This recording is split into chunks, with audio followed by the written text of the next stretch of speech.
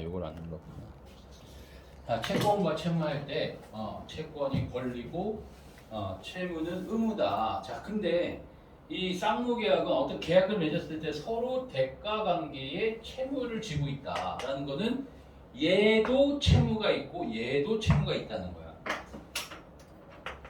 그러면은 상대적으로 얘도 채권이 있어요. 채권이 있고 채무도 있는 거고, 얘도 채권이 있고 권리도 있고 의무도 있는 거야. 알겠지? 자, 얘가 갖고 있는 권리는 뭐야? 물건을 받을 권리야. 알겠지? 물건을 받는 거야. 이런 식으로 이걸 좀 이해하고 있으면은 많이 나오는 거니까 편해요. 그럼 얘의 권리는 뭐야? 얘의 권리? 그렇지. 돈을 받을 권리가 있는 거야. 그럼 반대로 얘의 의무는 돈을 지급해야 할 의무가 있는 거야. 얘는 물건을 건네줄 의무가 있는 거지. 이렇게. 알겠죠? 이거는 이제 채권 채무의 어떤 기본적인 공식 같은 거야. 이렇게. 오케이? 이 쌍무계약입니다. 대가관계에 채무가 있어요. 자, 대가관계란 반대급부가 따르는 원인관계. 대가관계는 좀 어려운 말 많이 나오네. 근데 이런 용어, 이런 단어들도 많이 쓰인단 말이야. 반대급부가 따르는 원인관계래요. 여기 대가관계. 자, 그럼 반대급부는 또 뭐냐? 반대급부는 아직 안 나오네. 반대급부 안 나오네요. 자, 예를 들어서 매매계약에서 목적물 인도의 반대급부는 대금 지급이다. 그러면은 이 목적물이 물건이라고 보면 돼. 물건을 건네받는, 인도받는 반대급부는 돈을 지급하는 거라고. 알겠죠? 그러니까 이 두 개가 반대급부가 되는 거야. 권리와 의무. 그럼 이것도 반대급부가 되겠지. 권리와 의무. 오케이?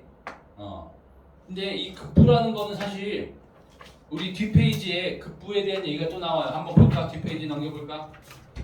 14페이지. 14페이지 두 번째 줄. 급부가 뭐야? 채권자가 청구할 수 있는 권리인 채권에 의해서 채무자가 이행해야 하는 행위. 채무자가 이행해야 하는 행위가 급부야, 급부. 알겠지? 그럼 반대급부라는 거는 채무자가 이행해야 하는 행위가 여기서도 이렇게 보면은 요것도 이제 반대급부가 되는 거지. 이 채무와 이 채무가 반대급부가 되는 거지. 그쵸? 반대되고 있으니까. 이게 반대급부에 대한 얘기입니다. 다시 앞으로 넘어갈게. 목적물 인도에 대한 대금 지급이어서 목적물을 인도하는 매도인. 인수 이런 말 들어봤어? 인도받는다, 인수한다. 인수가 뭐야? 건네주는 거야. 아니지. 잠깐만. 인수가 받는다. 잠깐만. 인도는 넘겨주는 건데 인수가 받는 거고.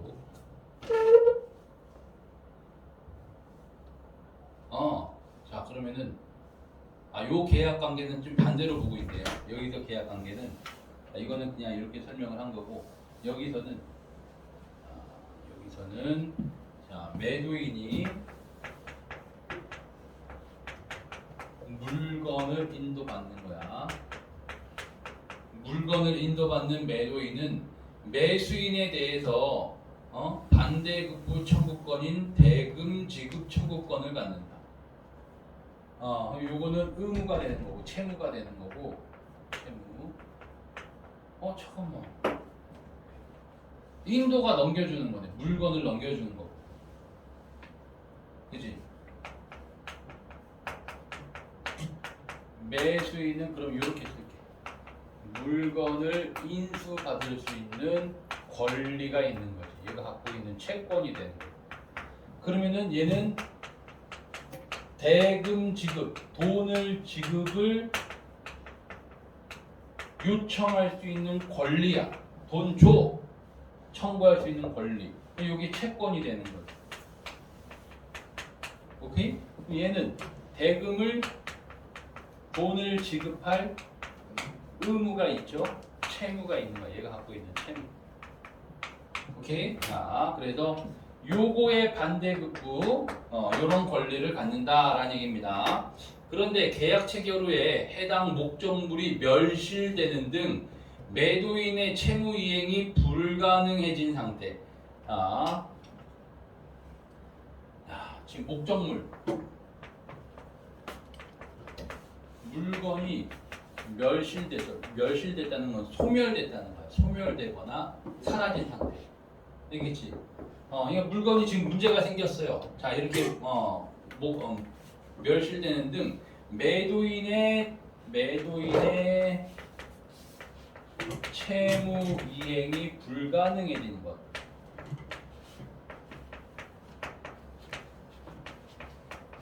자, 요거를 후발적 불능이라고 합니다. 후발적 불능 동그라미.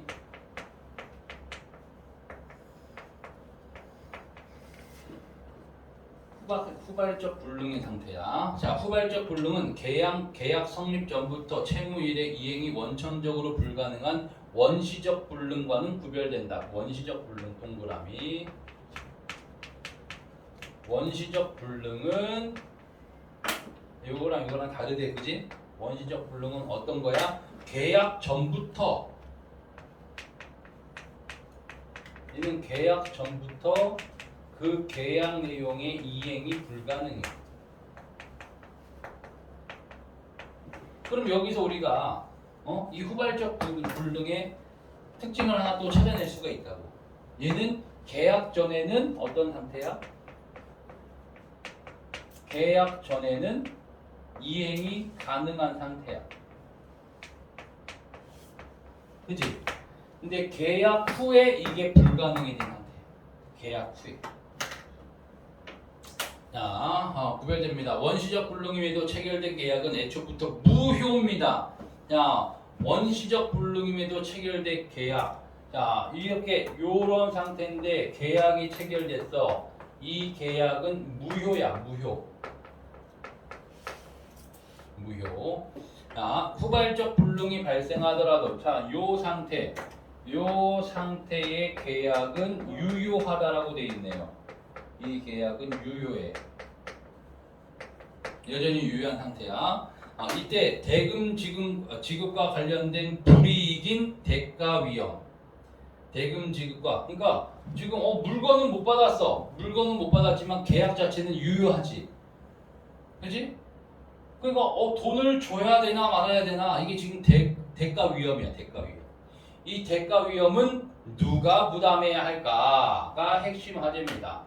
자, 요 상태, 계약은 유효한데 채무 이행이, 자, 얘의 채무 이행이 불가능해졌을 때 이때 대가 위험이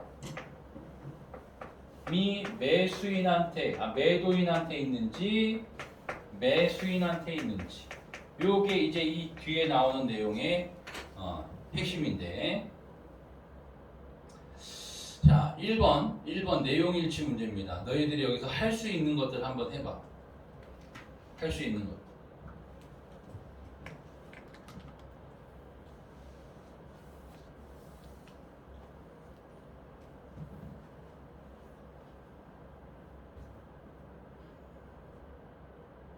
2번, 3번은 아직 안 나왔지. 채권자 위험 부담주의나 채무자 위험 부담주의는 아직 안 나왔어요.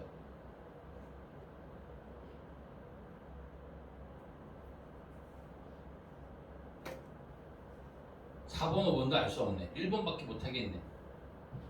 그치? 1번 쌍무계약에 대한 게 첫 번째 문단이 있었으니까. 1번 맞아 틀려? 왜? 동일한 채무가 아니지. 동일한 채무가 아니에요. 대가 관계의 채무인데, 대가 관계의 채무. 이거는 반대급부야, 반대급부. 오케이. 그래서 1번은 X. 자, 이제 2번이 대가 위험에 대한 이해로 알맞지 않은 것인데, 두 번째 문단을 잘 좀 정리를 해야 될 것 같습니다. 얘는 두 번째 문단이 제일 중요해요. 채무자 위험 부담주의. 자, 누가? 채무자가 위험을 부담해야 한다.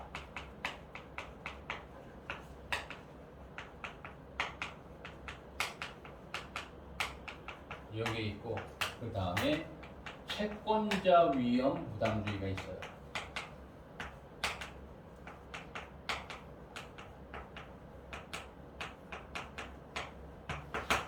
이 대가의 위험을 누가 부담해야 하는지 이겠죠. 그러니까 이거는 얘가 위험을 부담해야 한다. 채무자. 요거는 얘가 위험을 부담해야 한다. 자, 볼게요. 채무자 위험 부담주의에 따를 경우 매도인 목적물을 잃고 매수인에게서 대가도 받지 못한다. 그럼 이때의 채무자는 누구니? 누가 위험을 부담하는 거야?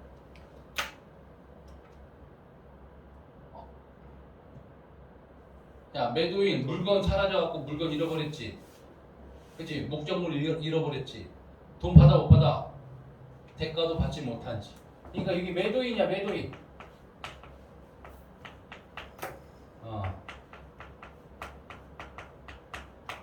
대가 지급을 받지 못합니다. 자, 반면 채권자 위험 부담주의를 따를 경우 매수인은 목적물을 인도받지도 못하면서 대가를 지불해야 돼. 자, 이러면은 매수인이 받은 물건은 없지만 이때는 얘가 매도인한테 대가를 지급해야 돼. 그치? 그러니까 이 채무자 위험 부담주의는 누가 손해인 거야? 매도인이 손해인 거지. 매수인은 손해보는 거 있어 없어? 돈 줘 안 줘? 안 주잖아. 손해보는 거 없지. 얘만 손해보는 거야. 요거는 얘가 손해보는 거지. 그치? 매도인은 이득 보는 건 없지만 손해보는 건 없어. 얘는 물건도 못 받고 돈만 줘야 돼. 얘가 손해야. 자, 볼까요? 계속. 자, 계약 당사자들의 귀책 사유 없이 귀책 사유가 뭔지는 아직 안 나왔어요. 그냥 쌤이 설명을 해줘버릴게. 귀책 사유가 뭐냐면 이거는 또 법지문에서 많이 나오거든. 책임을 물을 수 있는 거, 책임을 물을 수 있는 사유. 뭐 실수했다든지 이런 것들, 잘못했다든지 이게 귀책 사유입니다. 자, 귀책 사유 없이 천재지변 등으로 후발적 불능이 발생했다면, 귀책 사유가 없이 천재지변 같은 상황, 천재지변으로 인한 후발적 불능이 발생했다면,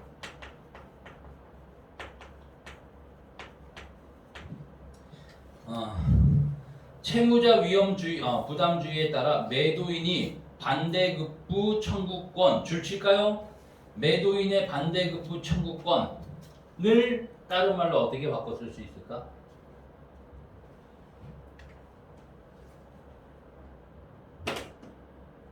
요걸로 인한 후발적 불능인 경우에는 매도인의 뭐라고? 반대급부 청구권이라고 돼 있니?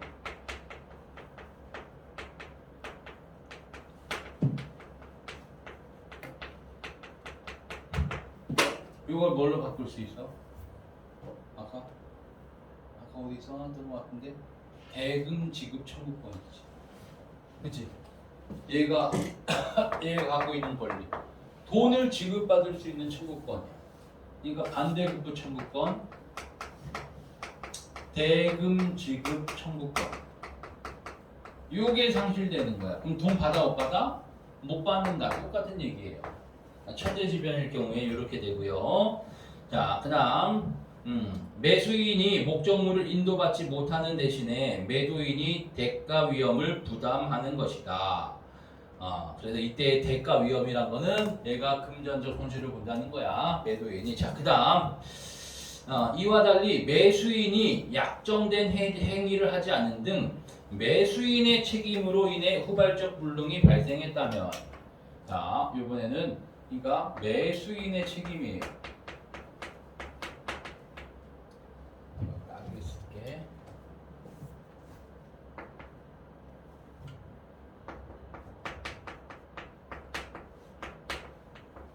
이게 바로 뭐냐면은 매수인한테 귀책 사유가 있다는 거야.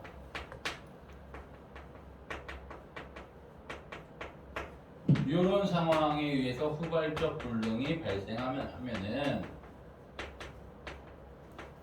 이런 상황이 발생하면은 채권자 위험 부담주에 따라 매수인이 대가 위험을 부담한다는 거는 얘가 대가를 지급해야 된다는 거지.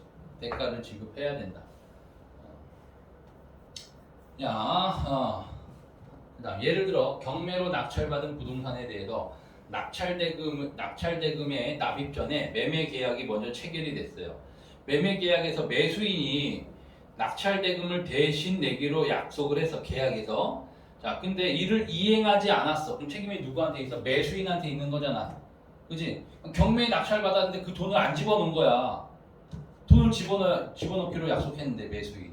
자 이런 경우에 부동산이 재경매됨으로써 부동산이 재경매에 넘어갔다는 거는 지금 물건이 사라진 거야. 목적물이 멸실된 상황이에요. 오케이? 이런 상황이 되면은 매도인의 채무가 이행되지 못한다면 대가 위험은 매수인이 부담한다라는 거는 그런 상황에 되면 얘가 얘한테 원래대로 돈을 지급해야 된다는 얘기예요. 됐지? 자 그럼 두 번째 문단까지 읽었으니까 두 번째 문단까지 읽었을 때 자, 1번에 2번 한번 판단해 보세요.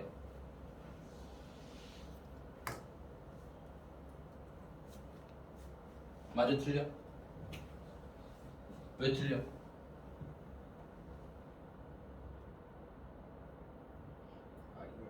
왜 아닌 것 같아? 정확하게 판단해야지. 원시적 불능임에도 체결된 계약. 자 여기 봐봐 여기 하나잖아. 원시적 불능에서 체결된 계약은 뭐라고요? 무효라고. 무효. 그럼 이때는 누구한테 책임을 물을 수 있어 없어? 없지. 그지? 그럼 후발적 채권자 위험 부담주의를 따라야 한다? 아니죠. 채권자 위험 부담주의, 채무자 위험 부담주의는 다 후발적 불능의 상황과 관련된 거야. 계약이 유효해야 돼 일단. 그지? 그래서 아닌 거예요. 3번 볼까요? 3번 매도인의 책임 없이 후발적 불능이 발생한 상황 어떤 상황이야? 이런 천재지변 같은 거, 귀책 사유 없이 이런 상황. 이런 상황이지.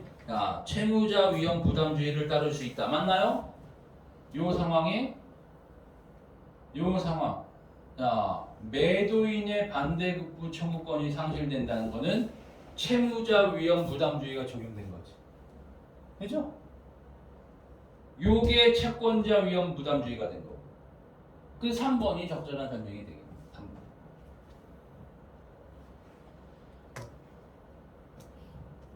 자, 그럼 2번 한번 해보세요. 너희들 2번. 대가 위험. 대가 위험에 대한 이해로 적절하지 않은 거.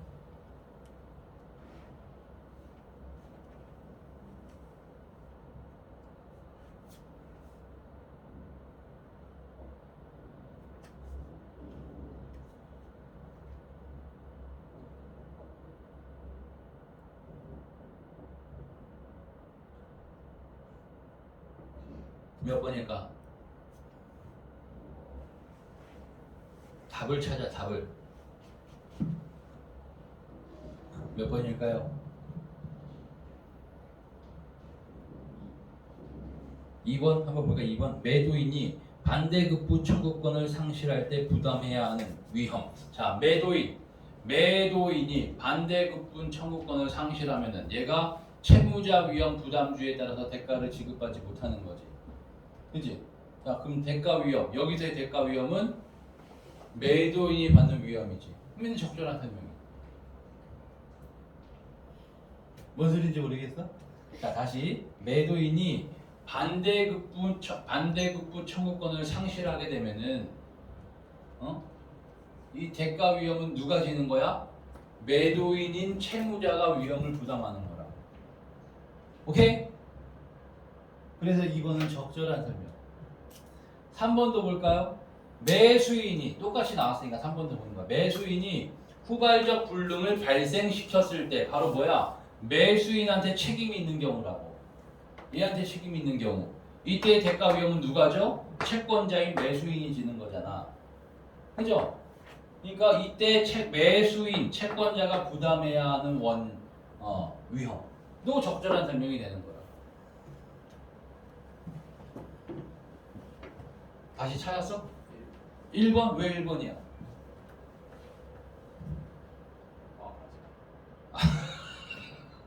근거는 없어? 근거는 없는데 그냥 1번인 것 같아? 하나씩 4번 5번도 한번 판단해봐. 4번 5번.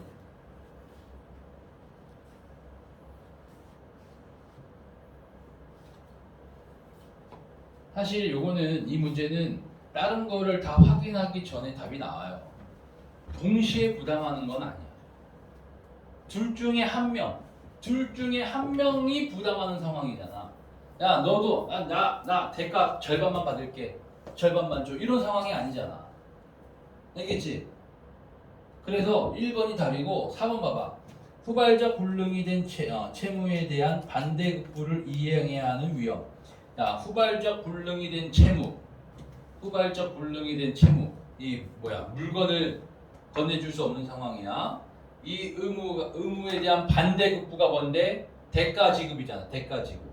대가 지급을 이행해야 하는 위험이니까 대가 위험이라고 돼 있는 거야. 4번은 맞고 5번. 후발적 불능인 상태인데도 계약을 해지할 수 없기 때문에 이때의 상황에서는 계약이 유효하지 해지를 못하는 거야. 그래서 발생하는 위험이다라고 할 수가 있어요. 자, 그 다음 문단 좀 빠르게 할게요. 자, 여기는 좀 지울까요?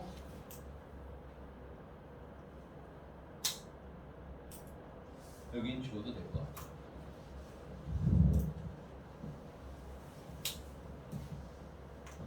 자, 세 번째 문단. 후발적 불능의 발생에 대해 매수인의 고의나 과실, 이 고의나 과실이 아까 뭐라고? 귀책사유라고, 귀책사유. 오케이? 자, 고의나 과실에 의한 책임이 없더라도, 자, 매수인의 고의나 과실이 없는 거야. 오케이? 자, 없더라도, 그러니까 이게 귀책사유가 없는 거야. 앞에서 얘기한. 그러니까 지금 요거는 귀책사유가 있을 때 채권자 위험 부담주의가 발생하는 거고, 귀책사유가 없더라도 수령지체 상황에서, 자, 기억입니다 이게. 자, 수령이 지체된 거. 수령이 뭐야? 수령. 받는 거야. 물건 받는 거예요. 물건 받는 걸 수령이라고 하잖아. 택배 받고 택배 수령한다고 하지. 자, 그럼 이 수령을 지체한 건 누구? 매수인이야, 매수인. 매수인이 받는 걸 지체한 거야. 자, 수령 지체 상황에서 후발적 불능이 발생했다면 채권자 위험 부담주의를 따른다. 이 상황. 그럼 누구한테 불리한 거야? 이 채권자 누구라고? 매수인.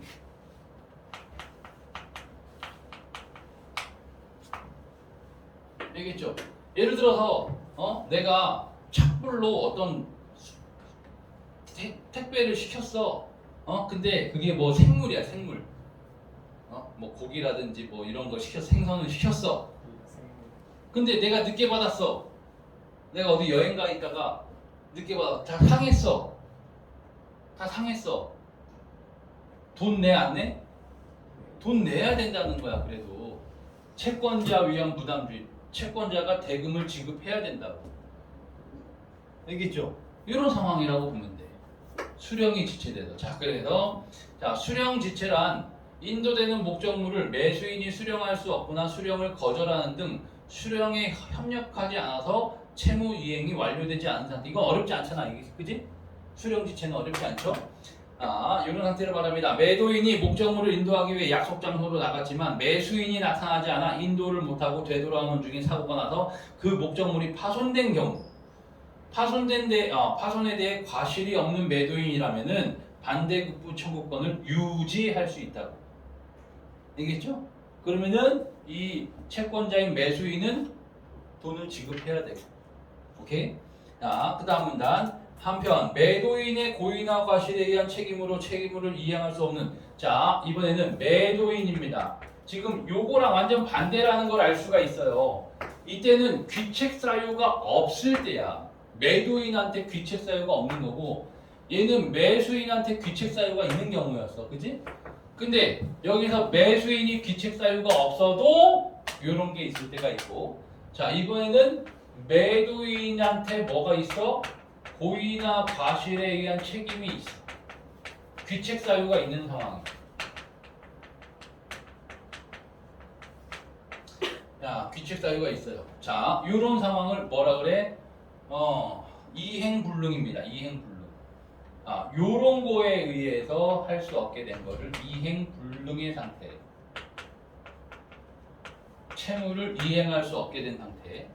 이행불능. 자, 이행불능으로 인해 후발적 불능이 발생한 경우에는 자, 매수인. 자, 이때 자, 매도인한테 손해배상 청구할 수 있어요. 잠시만. 손해배상 청구할 수 있고, 또 계약을 해지할 수 있습니다. 계약을 해지해서 계약이 없던 상태로 되돌릴 수 있어. 오케이?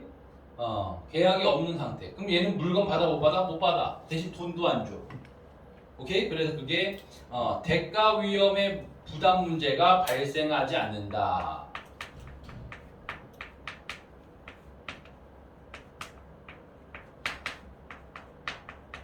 요거 자체가 발생하지 않아. 그러니까 지금 이 얘기는 뭐냐면 이 경우에는 매도인의 고의나 과실에 의해서 이행 불능이 된 상황에서는 이 매도인한테 뭐 채무자 위험 부담주의나 뭐 채권자 위험 부담주의 요거는 아예 없어진다는 거야. 알겠죠? 대신 매도인은 뭐 하면 돼? 돈 주면 돼. 매수인한테. 근데 이 계약이 매도인이 매수인한테 돈을 주는 계약이 아니었잖아. 이건 계약 내용이랑 관련이 없는 거고 계약 자체는 해제를 시켜버려서 대가 위험이 사라지는 거고. 자, 그 다음 채무기간 이행기간이 도래하고 이행이 가능한데도 매도인의 귀책 사유로 이행을 하지 않는 상태가 지속되는 이행지체야. 그럼 요거는 약간 다른데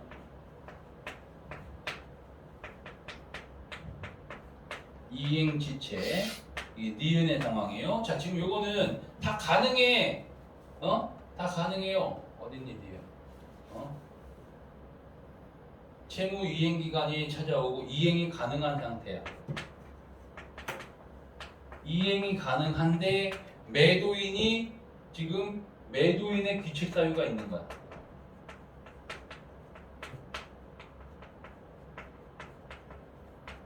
자, 요거를 이행지체라고 해요. 이행이 되지 않는 거.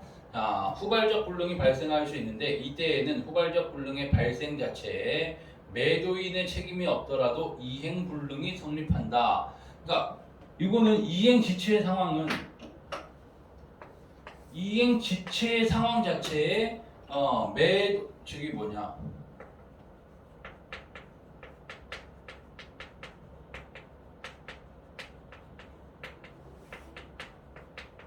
여기에 대해서 매도인이 직접적인 책임은 없어. 여기에 대한 이 책임은 없더라도 이행 불능이 성립한다라는 거는 똑같이 손해배상 청구와 요게 다 가능해진다는 거야. 이렇게 가능해져. 알겠지? 그러니까 여기서의 귀책 사유랑 약간 달라요. 이행 불능이랑 이행 지체의 상황이. 자, 그러면은 우리 저기 뭐냐 3번 문제를 한번 볼게요. 3번 문제. 3, 4번 두 개를 한번 해보겠습니다. 3번, 4번. 자, 기억은 수령지체고 니은은 이행지체야. 자, 빠르게 풀 수 있어야 돼요. 3번부터 먼저 해봐. 3번, 1번부터. 여기 막 이거 하는 거 보면서 해도 돼. 여기가 지금 2분만 보면 돼. 여기가 지금 기억이고 여기가 니은이야.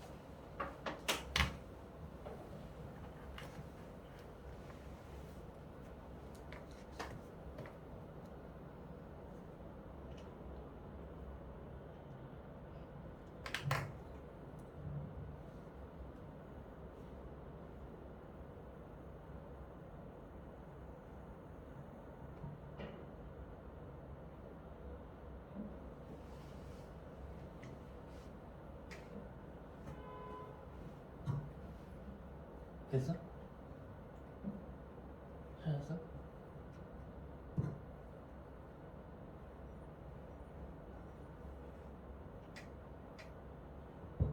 지금 적절한 거 찾는 거니까 딱딱 지워 나갈 수 있는 포인트만 찾으면 돼.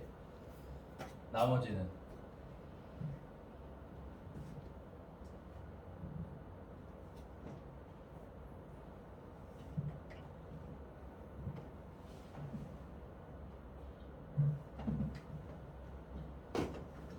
딱딱딱 찾았어 이거? 좀 적절한 거 찾는 거지.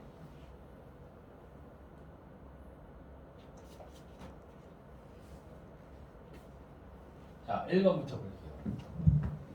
1번.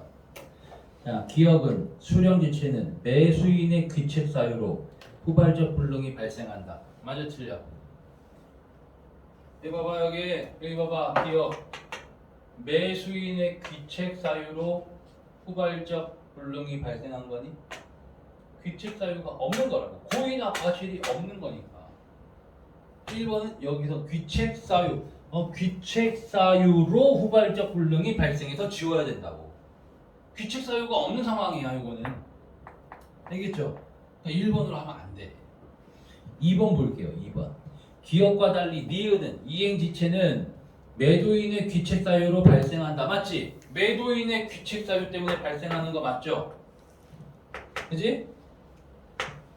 그래서 매수인이 계약을 해지할 수밖에 없는 상황? 계약을 해지할 수밖에 없는 상황인가?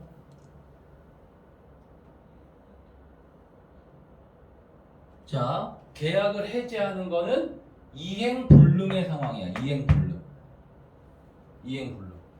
그러니까 이행지체 자체는 아직 후발적 불능이 발생하지 않은 상황이야. 여기까지는.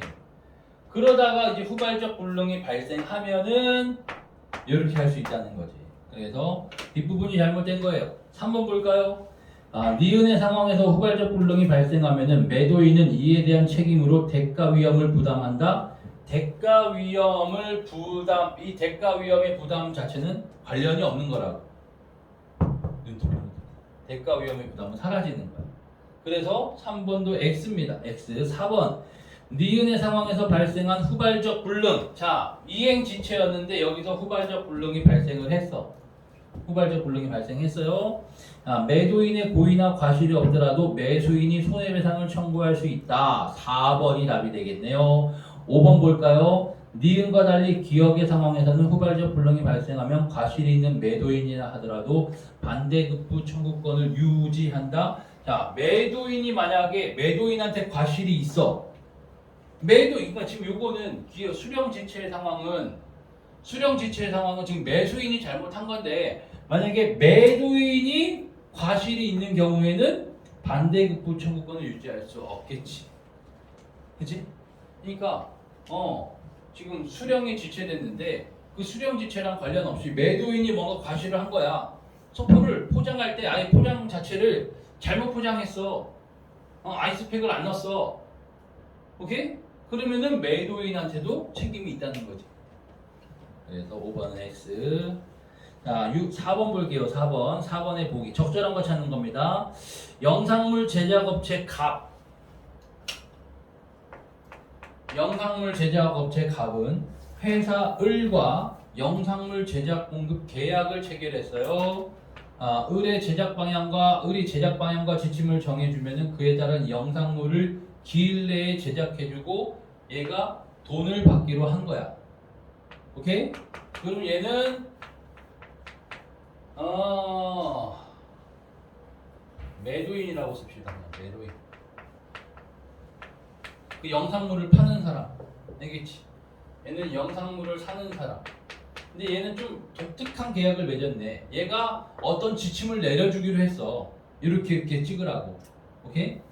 자, 대금을 받기로 약속했습니다. 그러나 을의 내부 사정으로 인해 약정한 기일이 다가와도 영상물 제작에 대한 어떠한 지침도 내려오지 않아요. 갑은 채무를 이행할 수 없는 상황. 이행불능의 상황이 된 거지. 이행불능. 자, 이행불능의 상황이 됐습니다. 이의 값은 독자적으로 영상물을 제작해서 기일에 맞춰 납품했어. 지침받지 않고. 그러나 해당 영상물은 계약에 부합하지 않은 것으로 채무 내용에 따른 목적물로 볼 수 없어서 갑의 채무는 후발적 불능의 상태가 된 거야. 목적물이 소실된 거야. 그 영상물이 원하던 영상물이 아니잖아. 그지? 자, 그러면 1번부터 봐요. 자, 1번이 여기서는 제일 까다로운 게 5번입니다. 5번. 1번은 제일 쉬워. 갑이 계약에 부합하지 않은 영상물을 제작하여 납품했으므로 을은 계약을 해지할 수 있겠군. 지금 적절한 거 찾는 거잖아. 그지? 자,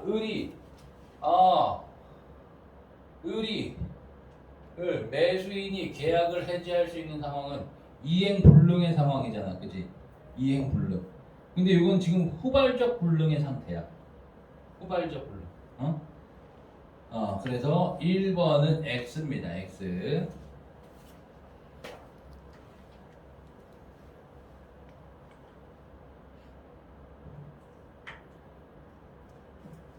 그리고 요거는 이 이행불능의 상황은 매도인의 고의나 과실에 의해서 목적물이 소실되는 건데 사실 지금 얘는 근본적인 이유가 얘네가 지침을 안 내려준 거잖아. 어떻게 찍으라고. 그치? 얘가 해야 되는 채무가 이행이 지체되고 있었던 거야. 그래서 이행불능의 상태가 된 거예요. 자, 그래서 2번 볼까? 2번. 채무 내용에 부합하는 영상물이 제작되지 못했음에도 을은 갑의 손해배상을 청구할 수 없겠군. 자, 채무 내용에 부합하는 영상물 제작이 안 됐지? 그지? 자, 근데 을은 갑의 손해배상을 청구할 수 있어요? 없어요? 지금 이때는 매수인한테 고의나 과실이 있어? 없어? 매수인한테 귀책사유가 있는 경우야. 있어요, 이때는. 그러니까 이때는 요 경우는 매수인한테 고의나 과실이 없어야 돼. 그래서 2번이 적절한 게 되는 겁니다. 손해배상 청구할 수 없고요. 3번. 영상물의 수령이 지체됨에 따라 영상물의 수령 자체가 지체된 상황이 아니에요. 그치? 영상물을 얘한테 영상물을 줬는데 얘가 늦게 받은 게 아니잖아. 이 문제 상황. 그래서 3번 X. 4번. 을이 고의나 과실로 후발적 불능이 발생한 상황이므로 채무자 위험 부담주의에 따라 채무자가 아니라 채권자죠. 채권자. 얘가 매수인이니까 채권자 위험 부담주의에 따라 을이 대가 위험을 부담해야겠군. 이렇게 나와야 되고 5번 볼게요. 갑이 채무를 이행하려 함에도 을이 협력하지 않아. 맞죠? 얘는 영상 찍으려고 했는데 얘가 처리 지침 안 내려줬잖아. 그지? 얘가 협력하지 않아서 이행 불능이 된 상황.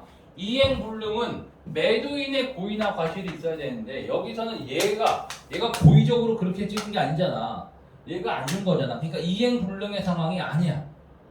이행 불능 X. 이렇게 지워나갈 수가 있습니다. 자, 뒤에 게 조금 더 쉬워요. 문제가 지금 4문제가 있는데 4문제. 5번은 내용일치 문제지. 그지? 이거 문단별로 실시간으로 푸세요. 자, 6번은 기억과 니은이야. 기억과 니은. 기억은 연대채무, 니은은 부진정 연대채무. 세 번째 문단에 있는 거야. 그래서 요거는 기억과 관련된 연대채무의 내용을 한 2번째 문단 정도까지 읽고서 기억과 관련된 거 지우고 그 다음 부진정 연대채무 읽고서 나머지 해결하고. 오케이? 이것도 약간 실시간으로 푸는 거고 7번은 어려워 보이죠? 그치? 8번은 이게 어휘 문제가 아니죠. 문맥상 바꿔쓰기 적절하지 않은 거야. 요것도 실시간으로 푸는 거야. 얘네들이 포함되어 있는 문단을 보면서. 알겠죠? 그래서 풀이 순서는 어떻게 해야 되냐면은 풀이 순서 5번을 일단 첫 번째로 염두에 두면서 풀고 8번이 두 번째다. 5번과 8번은 거의 뭐 동시에 문단별로 동시에 풀어도 되는 거고 그리고 6번이 이제 세 번째로 푸는 게 되겠고 7번이 마지막으로 푸는 게 되는 건데 7번은 좀 정리가 필요한데 요거는 12분이니까 12분 왜 이렇게 시간이 빨리 가니? 우리 오늘 조금 더 길게 해도 되나? 예성은 9시에 가나? 은서는 12시에 가나? 호진이는 10시에 가나?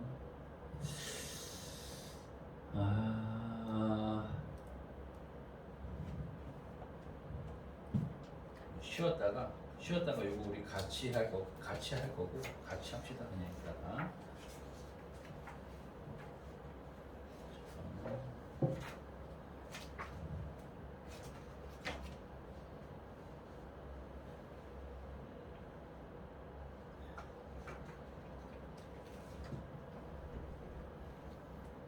자, 30페이지 잠깐 펴보세요. 30페이지.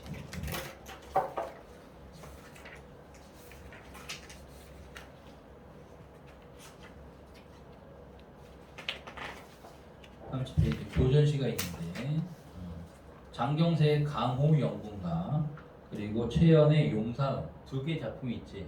2개 작품. 근데 둘 다 처음 보는 작품이에요. 그러면은 8번에 있는 보기를 한번 읽어볼게. 국가적 위기 상황에서 우국, 나라를 걱정하는 마음. 우국은 사대부들의 숙명적인 자세였다. 강호영군가는 당파 싸움이야. 당파 싸움. 당쟁으로 사회적 공유가 극심했던 시기에 관직에서 물러나서 은거했던 작가의 작품으로 연군과 우국의 정서. 연군이 뭐야? 임금을 그리워하는 것. 우국은 나라 걱정하는 것. 자, 그리고 용사음은 임진왜란을 겪은 작가가 역사적 사실을 바탕으로 전쟁의 참혹한 모습, 참혹한 모습을 그려낸 작품으로 순환을 겪은 백성들에 대한 연민과 위기 상황에 제대로 대처하지 못한 지배층에 대한 비판, 백성에 대한 연민, 지배층에 대한 비판, 이런 게 주제래. 근데 첫 번째 시 같은 경우는 우리가 어렵지 않게 읽을 수 있어야 돼요. 강호 연군가, 강호가 뭐 자연, 연군은 임금을 그리워하는 것. 자, 홍진의 꿈 깨인 지 20년이 어제로다. 홍진의 꿈, 일단 세모, 속세와 관련된다는 거. 홍진의 꿈이 깬 지 20년. 어제로다. 어제가 따라하는 거야. 오케이? 그럼 이 20년은 무슨 시간이야? 20년? 아니 어떤 시간? 좀 더 지나간 시간 말고. 홍진을 떠나서 어디로 온? 자연으로 온 시간인 것 같아. 녹양방초에 절로 놓인 말이 되어. 그럼 이 말은 누굴 지칭하는 걸까? 화자야, 화자. 자유로워진 화자. 녹양방초는 자연이잖아. 자연에 놓인 말이 되어 시시로 때때로 고개를 들어서 임자 그려 우노라. 임자가 누굴까 그럼? 임금이겠지. 임금이 그리워 우노라. 연군의 모습이 있는 거야. 알겠죠? 이렇게 너희들이 읽을 수 있어야 돼. 이 정도는. 시절이 수상하니, 시절이 몹시 수상하니 마음을 둘 데 없다. 그럼 이 시절도 세모쳐야 되겠네. 이 시절은 우리 아까 저기 보기에서 당파 싸움이 극심했던 이런 시기야. 부정적인 시기. 알겠지? 시절이 몹시 수상하니 마음을 둘 데 없다. 교목도 예와 같고. 자, 교목 밑에 어휘풀이 보니까 줄기가 곧고 굵으며 키가 큰 나무래. 좋은 걸까 안 좋은 걸까? 그럼 얘 좋은 거지. 지조와 절개 이런 거 상징하는 것 같잖아. 교목도 예정과 같고 신하도 그득하되. 신하들도 가득해. 의론이 여기저기 하니. 의론이 뭐야? 의논이야. 의논이 여기저기 하니. 이게 바로 뭐예요? 당쟁입니다. 당쟁. 당파 싸움. 여기저기 하니 그를 몰라 하노라 라는 거는 왜 그런지 모르겠다. 임금 주변에 교목도 많고 지주와 절개가 있는 신하들도 많고 한데 왜 이렇게 싸우고만 있는지 모르겠다라는 얘기고. 엊그제 꿈 가운데 광안전에 올라가니. 광안전은 임금이 계신 궁궐을 얘기하는 거겠죠. 님이 날 보시고 가장 반겨 말하시되 먹은 말씀 다 사래노라. 내 마음속에 먹은 말을 아래노라고 하니 날 새는 줄 모르로다. 꿈속에서는 님을 만난 거야. 꿈속에서. 그 다음 송옥이 가을을 만나. 송옥 밑에 보니까 초나라 시인인데 가을의 자연을 통해 처량함과 쓸쓸함을 표현한 작품이래. 그치? 약간 화자를 얘기하는 것 같아요. 화자. 송옥이 가을을 만나 무슨 일이 슬프던고. 송옥은 뭐가 슬펐을까? 차가운 서리 흰 이슬은 하늘의 기운이라. 가을의 이미지예요. 이내 남은 이내 남이다 나 화자 나의 남은 저 근심 줄치고 어떤 근심 우구 나라를 걱정하는 거죠. 그러니까 보기에 있는 내용을 막 활용하면서 해석하면 어렵지 않아. 이 근심은 봄 가을이 없어라라는 거는 항상 나라 걱정한다. 어렵지 않지 처음 보는 거지만 그치 이렇게 해석을 하면은 이제 문제가 좀 쉬워져요. 나시는 쉬었다가 하겠습니다.